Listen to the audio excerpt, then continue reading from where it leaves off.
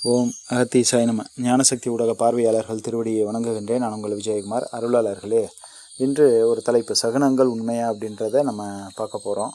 சகுனம் அப்படின்னும் போது இயற்கையில் நிகழ்கின்ற ஒரு நிகழ்வுகள்.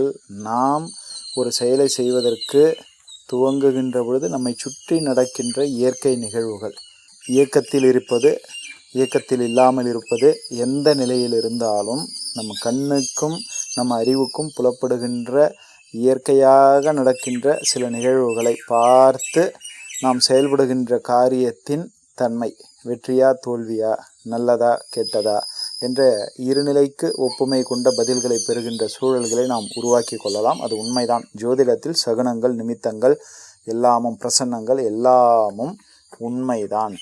இது இயற்கையாக இருக்க வேண்டும்.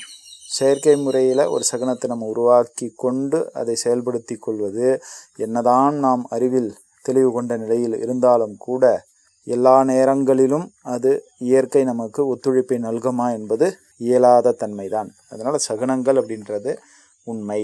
நிறைய பேர் அந்த காலத்திலலாம் சில சகுனங்களை பார்த்தே நடக்கப் போகின்ற நிகழ்வுகளை தெளிவாக, ஊர்ஜிதமாக, இயற்கையினுடைய சட்டத்திற்கு உட்பட்டு முன்கணிக்கக்கூடிய ஆற்றலை பெற்றிருந்தார்கள். சகுனங்கள் உண்மைதான். நன்றியோடு நான் உங்கள் விஜயகுமார். ஓம் சிவாய அகத்தீசாய நம.